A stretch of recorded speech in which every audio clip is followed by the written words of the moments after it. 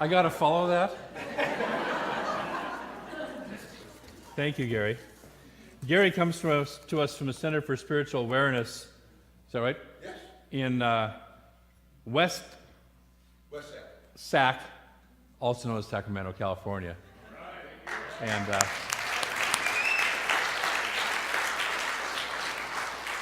our sister church down there with Reverend Georgia Prescott at the helm. And I got to hear him when I was down there a few months ago visiting. I think you were one of the house musicians there and stuff like that. You had Charles Holt in the house that day, but... Well, I'm not a house musician, but I do sit in the... Yeah. And I think you need to get maybe a little more, a little less serious. Yeah. Maybe lighten up a little bit about the music. Yeah. Nah, wonderful. Thank you, Gary. We're going to have Gary back, I think. We've already got him booked for 2 months down the road? Yeah, and he's back and probably do a concert at that time. So we didn't have time for a concert then. So. Before we get into the talk, I want to talk about next Sunday's service with Eddie Watkins, another musician. And Eddie and I have been friends for a long time. Eddie grew up in Detroit, Michigan, and at the age of 17 was the bass player for the Motown Records. So he was like the house band behind almost all of the Motown sound that you heard coming from about the mid-'60s through the '70s. So that's where, when it lists off who he's played with, he has played with all the greats and stuff like that.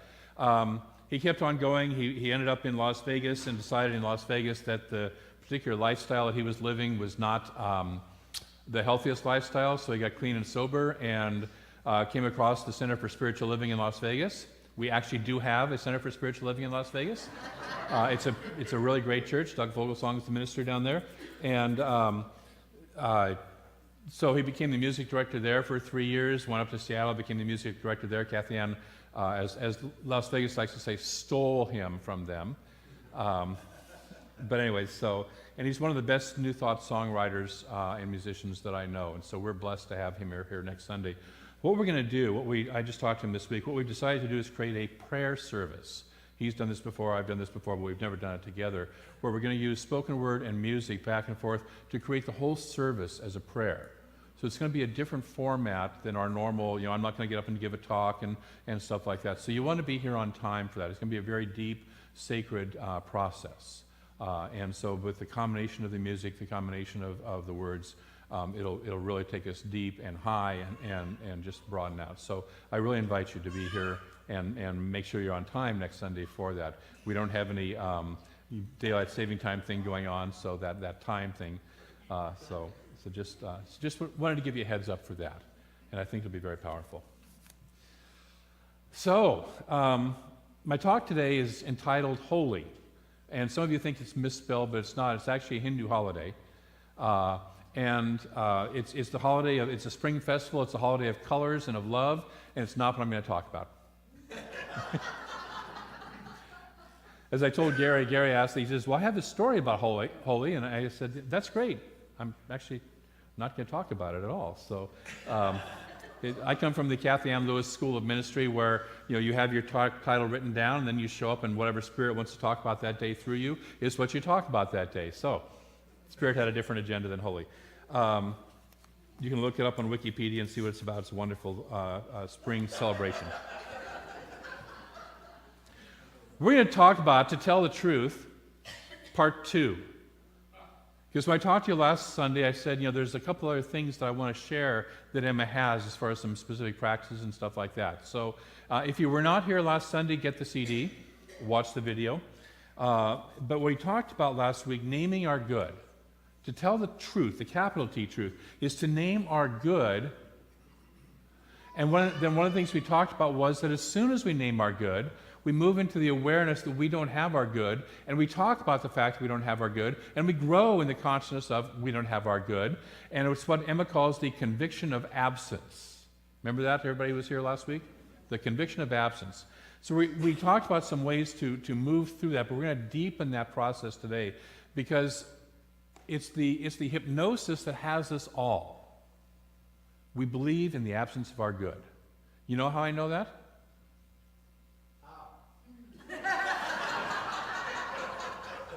What car would you like to have in the parking lot out there that you drove in? Many of you, good, good. Others of you, not so much. The love life, the health, the body, the whole thing. And so some of us have our good, some of us are working on our good, and all of us get trapped into the belief in our good. We don't have our good. So we're going to take a look at, Emma says the universal idea of good is the same. All of us have the same idea of good, and what that idea is that it is substance. And what she means by that is it's substantial to us. You don't want your good as a theory, do you? Okay, a few don't. Okay, the rest of you? Do you want theoretical love, or do you want to have a person that you're in love with and is in love with you? Okay, good, thanks. Do you want theoretical chocolate? Or do you want the real thing? Yeah, okay, all right, we're good, all right? So we got the idea. We want it to be substantial to us. And Emma talks about some specific practices to help us to clear out the conviction of absence and to move in the conviction of good, the conviction of presence, if you will, that our good is fully present right now. And what she calls them is denials and affirmations. Now, denial has a bad rap in psychology, as it well should, because denial in psychology is saying, oh no, there's a wonderful joke that a rabbi, a Catholic priest, and a religious science minister all end up at the end of their lives, and they end up in hell together, okay? And the rabbi says, Gary will know this, why the rabbi ended up in hell. It's like, yes, yes, it's true. I eat pork. I eat pork quite frequently, in fact. I just didn't let the congregation know. And so that's why he's in hell. And the Catholic priest says, well, yeah, I had a couple of affairs and really shouldn't have, and that's why I ended up in hell. I know why I'm here. And the religious science minister says, it's not hot and this is not hell. It's not hot and this is not hell. It's not hot and this is not hell. So that's not the denial that we're talking about exactly. Okay? What she uses denials as is to let go, a process to let go of our beliefs, to look all those beliefs, the conviction of absence beliefs, in the face and say, you are not the truth of me. You are not the truth of the universe. You are no longer the truth of me. Do we want some tools to do that sometimes? You ever have where it seems like, the quote reality is in your face? The first service I talked about, we don't want this stuff when, it's easy to say, it's a wonderful, wonderful, beautiful day when we're feeling healthy and we got plenty of money and we're in love and all that good stuff. It's another thing to say it when we're sick or we're out of love or we're out of money or whatever. That's the time when we stand and say the truth. And so this is part of her process for doing that. And so she has the denials to let go of the ideas of absence, and then the affirmations to reinforce our idea of the presence of good. And what I want to say about this is two things. Number one, this is the spiritual truth. She is speaking absolute spiritual truth here. Okay? This is not the appearance or the human level stuff. This is how it is true in God, in consciousness, in spirit. The second thing I want to say, especially about the denials, they are for your consciousness to work through. They are not for you to hammer somebody else with. What in your consciousness? Okay? I know nobody here would do that, but I've met some people. So the process is to be compassionate with yourself and to be compassionate with other people. So the first thing that I want to talk about is what are the ideas that she talks about. She says, I will tell you that between you and your good, which belongs to you and which you ought to have, is your idea of the absence of good. Between my idea of good, which I ought to have, is my idea of the absence of good. Wherever we are, we're stuck there until we break through. And she says there are 5 ideas in universal consciousness that need to be dealt with, that are in the race mind that most of us have adapted, and unless we consciously uproot them, they're going to run around and play havoc with our consciousness, okay? So the first one is the belief in evil. there's a race thought of believing in evil. And evil is simply this: it's the absence of God or the absence of good. Have you ever noticed that evil, if you spell it the other way, says live? The word evil is the word live backwards. And that's how you get into evil, is you live backwards from the flow of truth, the flow of life. You've met people who are doing that, right? Or seen them on the news? Okay? But there can't be an absence of God if God is omnipresent, if God is all there is. Is there an absence of God? Is there an absence of good in an omnipresent, God is all there is universe? Okay? So we can't have, and we can't take a look at, and we can't believe in evil, absence of good, if we say that God is all there is. Remember last week I talked about my favorite talk from Edward Vilhune a long time ago was, it's all God or it's not. And we sometimes have to come down and finally say, what, I do believe it's all God. St. Augustine said there is no evil. Emerson said evil is a negation. And so it's an idea, it's a process, but it's not a real thing. And so what she says is in the spiritual realm, as we look at God, the first denial is there is no evil. Say that with me. There is no evil. How does that feel? Okay? So if you knew that there was no evil, nowhere where God was absent, we would probably live our lives maybe a little more fully, a little more freely, a little more easily. Now, it's not to say that there isn't stuff out there in the world with people living backwards, okay? That's unpleasant. But rather than calling it evil, recognizing it for what it is, it's still God at work. It's still principle at work. And what we may want to do is say, you know what? I choose to live in a world that has this as my experience. Instead of hate and all that stuff going on, I choose to live in a world of love. Amen. I don't battle the hate. I simply declare where I'm going. Okay? I create the picture of where I'm going. That's naming my good again. So the first denial, there is no evil. The second one is a more fun one. There is no matter.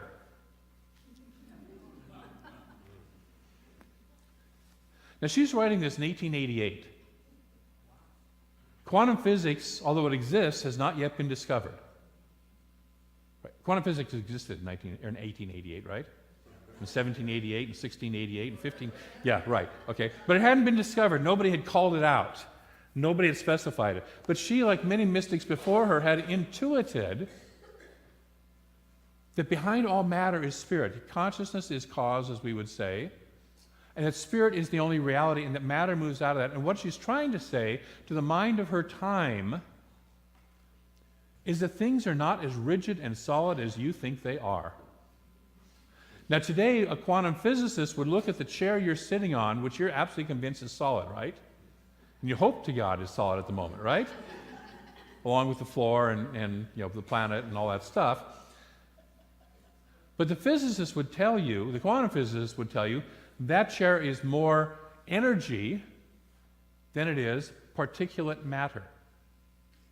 I remember one scientist said if we took all the atoms, all the actual particulate matter of every human being and compressed them, you could take every human being's particulate matter of every human being who has ever lived on the planet and it would fit inside of a globe the size of a baseball. It always reminds me, when I think of that when somebody says, David, you're kind of spacey, it's a compliment. It's the truth. David, you don't have much substance to you? Yeah, that's right. Proud of it,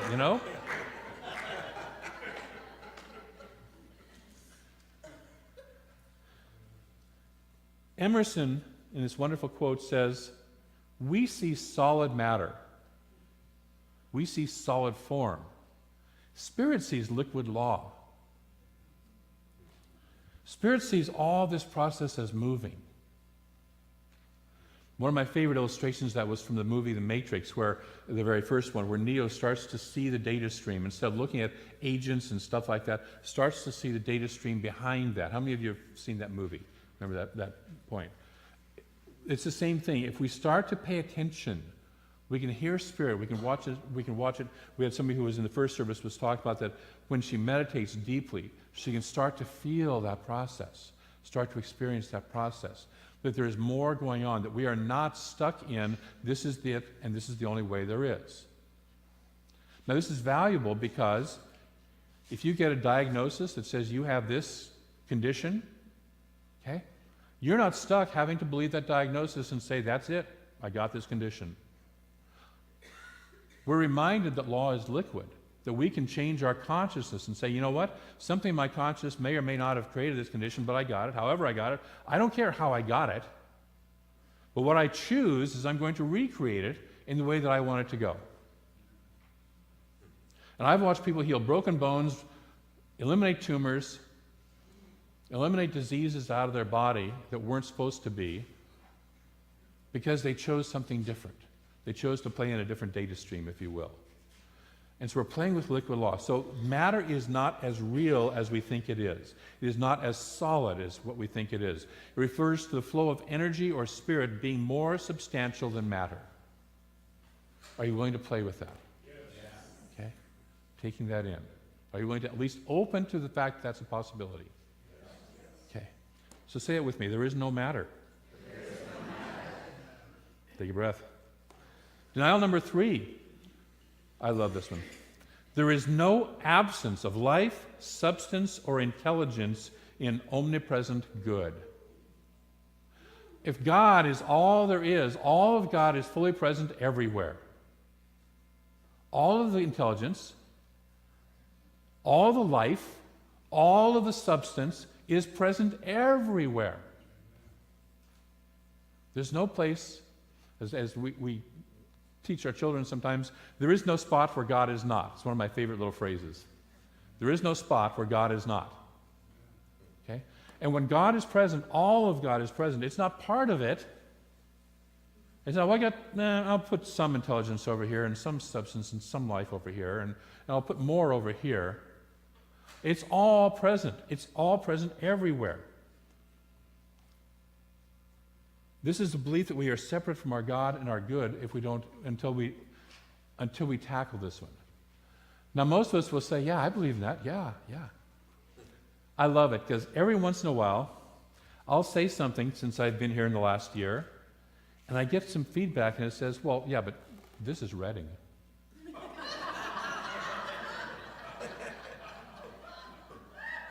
You can't charge that much for a class or a workshop. You can't bring that kind of a musician here. This is Reading. And what that is a belief that all of God is not as fully present here as somewhere else. Take a breath.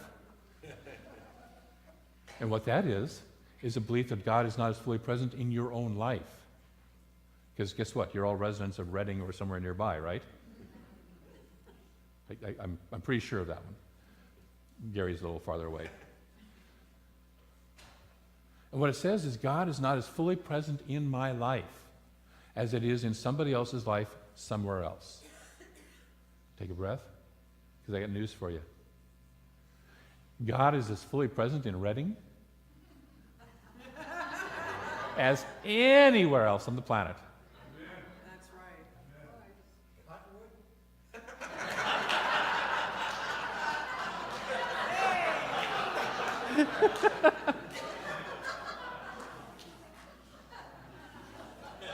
Cottonwood too.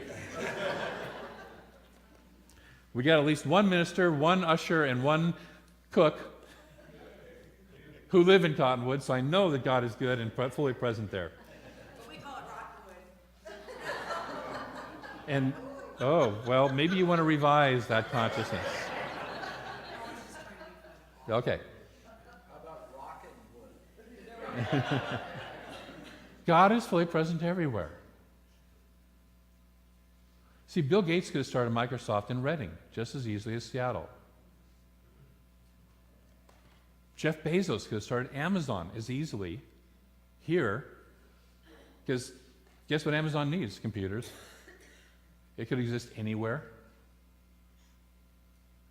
All of God's consciousness, all it takes is your willingness to have an idea of wealth and manifest it and choose into a different data stream from the previous one, that's all that it takes. We say in our visioning that we want to shift the consciousness of Reading. And then we go, well, yeah, but this is Reading. It's like, no, you're buying right into the consciousness of Reading, letting it shift you rather than vice versa. See, when I look around, it's like Bethel does not believe this is Reading, right? They're not operating in that mode. They're not operating on the paradigm. Have you noticed? For those of you who don't know, Bethel's this big Christian church around here. Largest employer in the county. Bought the bloody civic auditorium, I was just on the website for thestirring.org this week looking at that. Do you know what the website looks like? Fashion shots from the Gap for 20-somethings. They're all wearing kind of cool clothes, doing cool things, and it's just like, we love and we make disciples. That's their motto that they have. That's not the kind of thing you post in Reading. Do you know who they're attracting? The people who live in Reading but think outside of Reading box. That's who we want. And so as long as we keep saying, well, but this is Reading, we're not thinking outside the box. Take a breath. And so what that takes is a little regurgitation of the thinking, a little rearranging of the molecules in the brain. Denial number 4. Have I got you uncomfortable yet? There is nothing to hate. Sorry. There is nothing to hate. If it's all God. If it's all God. Emma tells us we're constantly blessing or cursing, but it's always God that we're blessing or cursing because there's nothing but God. And so when we're hating on something, now you can dislike something. You can say, that's not what I want. I don't like Brussels sprouts, okay? I'm just be honest here, I'm sorry. I also don't like mean people. I also don't like some of the wars and some of the violence and stuff that's going on in our world. Yeah, you don't either. She has to grow up in that world. And I'd love to see her grow up in a different world. And so instead of hating the people or the circumstances, we say, what do I want to create? If it's all God, what do I want to create instead? Name my good. Where am I going? Instead of wasting the time on hating. So Emma reminds us, there is nothing to hate. Take a breath. Say it with me. There is nothing to hate. Mm-hmm. And denial number 5. And again, this is in spiritual truth. Spiritual consciousness. She says, where does this exist? This exists in God, of course. And the denial is, there is no sin, sickness, or death. Take a breath. There is no sin, sickness, or death.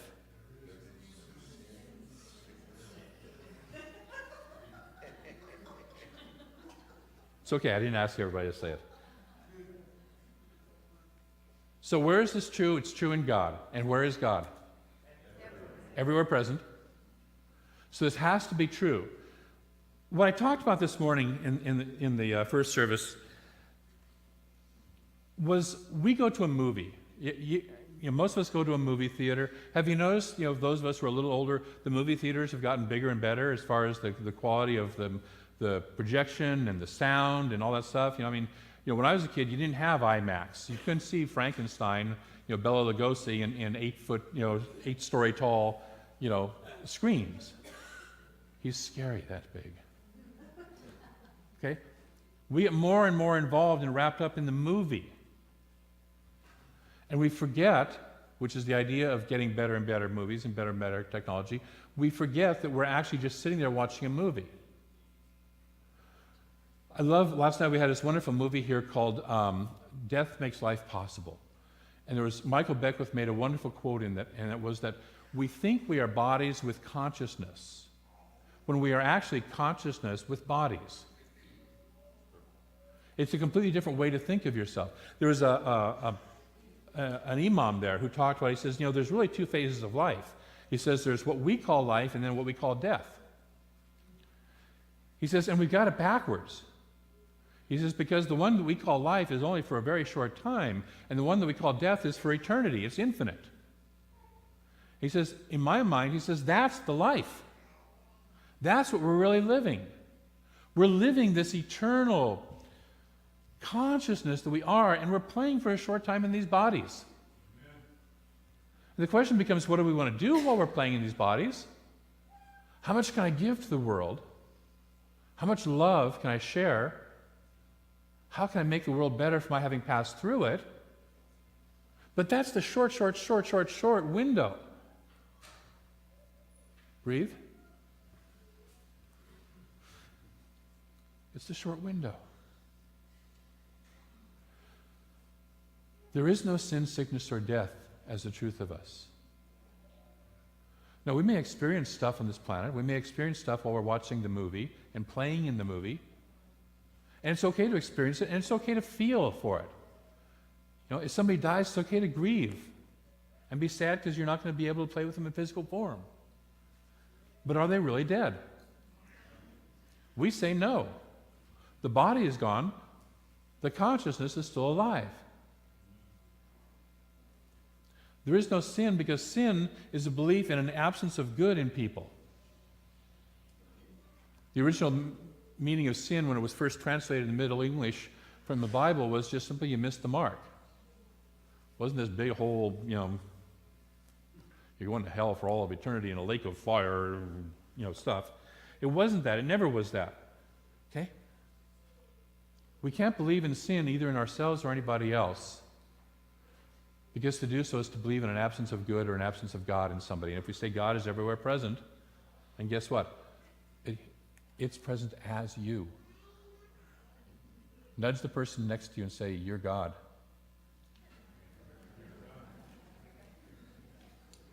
You're it. Tag. Emma says, we'll see less sickness and experience less sickness when we know people's undivided wholeness of spirit. When I know that I'm undivided, when I know that I'm whole in spirit, and when I know that everyone else is whole in spirit. Because spirit is always healthy. God's never been sick, right? Thank you. Okay. Most of us are in agreement on that. God doesn't get sick. And if we're all God, then we don't get sick. We might choose to have a physical experience on the planet in this lifetime, consciously or unconsciously, or at some higher level than what our own conscience thinks. But we don't get sick in terms of God. We are never separate from our good. We are never separate from God. Which is what sickness makes us feel like, right? Separate from good. So those are the denials. Those are where we stand and look the ugliness in the face, the beliefs that have haunted us as a species, as a race, as the human race for eons. And say, you know what? I don't believe in you anymore. I'm not willing to let you run my life anymore. Are you willing to do that? Yes. Okay. Are you willing to look it in the face and say no? And she says, after the denials, which is like the pulling of weeds, you have to plant your affirmations. You use them together. So you don't use just one, you use both. Right now I just put together a garden bed, raised garden bed, and I have this prime soil that's sitting out there. And if I don't plant something in it, guess what's going to grow in it? Yeah, whatever's passing through,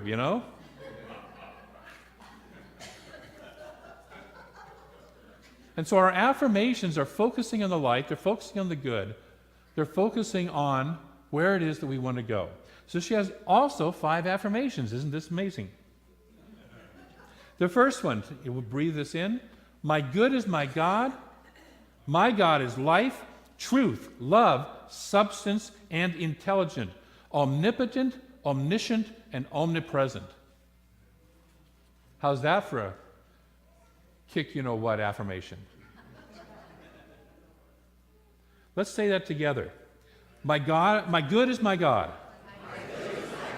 My God is life, truth, my God, truth, love, substance, and intelligence, omniscient, omnipotent, and omnipresent.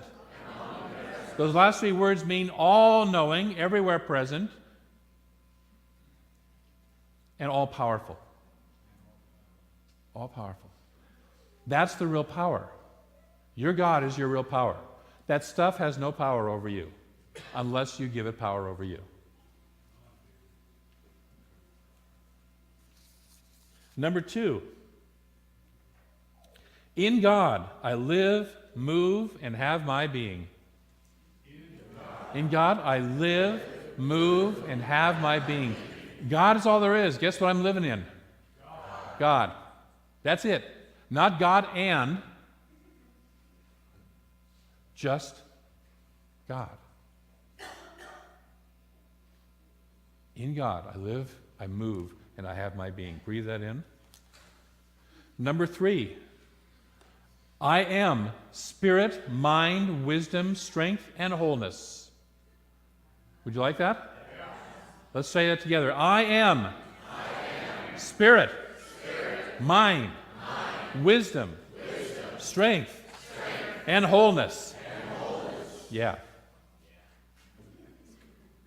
Number 4. Number 4 is my favorite affirmation for those of us who run around and going, I might miss it. God might send me the message and I might miss it. I might be asleep that day. Anybody besides me ever have that worry? Okay, a few of us, you know. And what she says is, the I am, which is the name of God, the I am works inevitably through me to will and do that which ought to be done by me.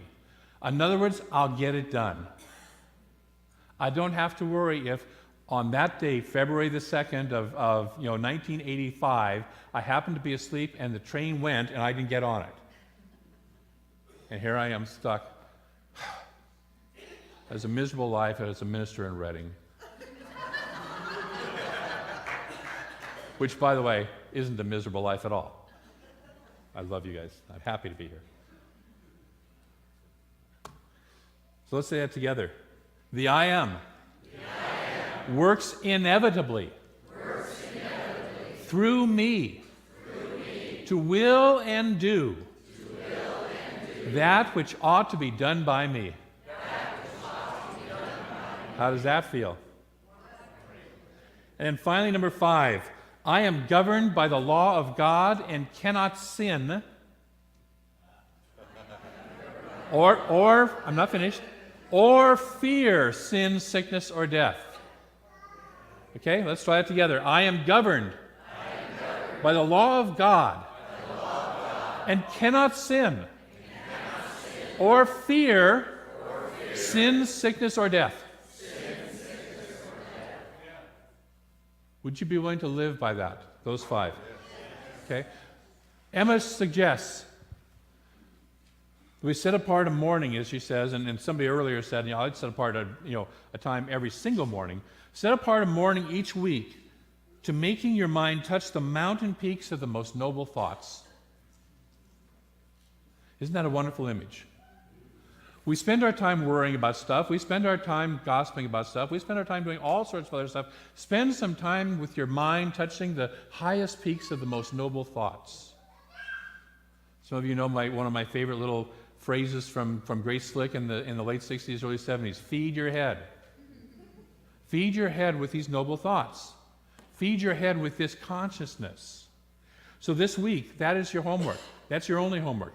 You have, I believe, in your program all those denials and all those affirmations. Take the ones that really resonate with you. Take the ones that tick you off and you say, I don't get this one at all. And work with them. Play with them. Make them part of you. Are you willing to do that? Great. I'm going to close with a quote from Emma. It is for you to choose to make your God either the most high principle or the incident and happenings of your everyday lot in life. Which one do you want as your God? The most high principle or the every incidents and happenings of your everyday lot in life? We do not need to wait to be free. As God is free now, so we are free now. Okay? Let's pray. Yeah. And so I know, just as that baby knows, there is one infinite presence, pure good, pure substance, pure life. That infinite presence is all that there is. There is nothing outside of it. Nothing outside of it. Therefore, each of us is one of this presence. We are already one of our good. It is present as us right here, right now.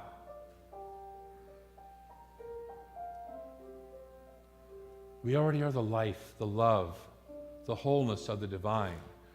It is present as us right here and right now.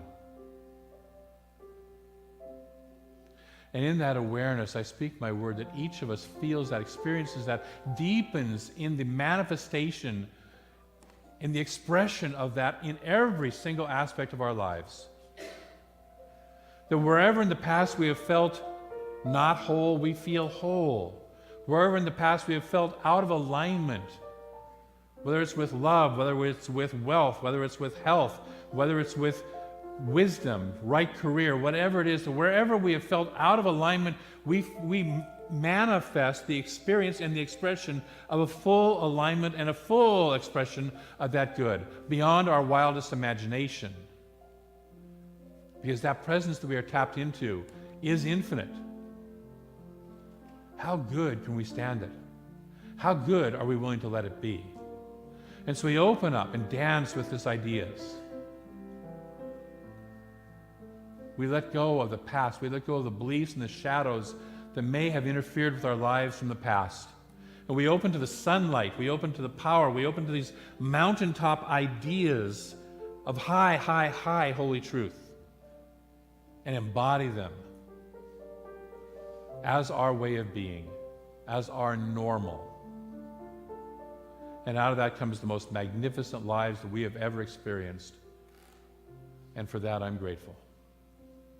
For each person who says yes today to this dance, for each person who says yes today to this exploration, for each person who deepens just the tiniest bit and opens the door just the slightest crack to the infinite, I am so grateful, because that is all the infinite ever needs within us, is just that willingness, that slight opening.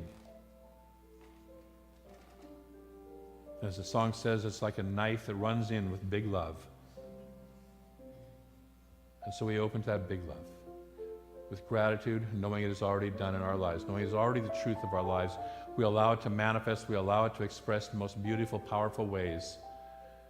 We declare it as so by simply saying, and so it is. Thank you.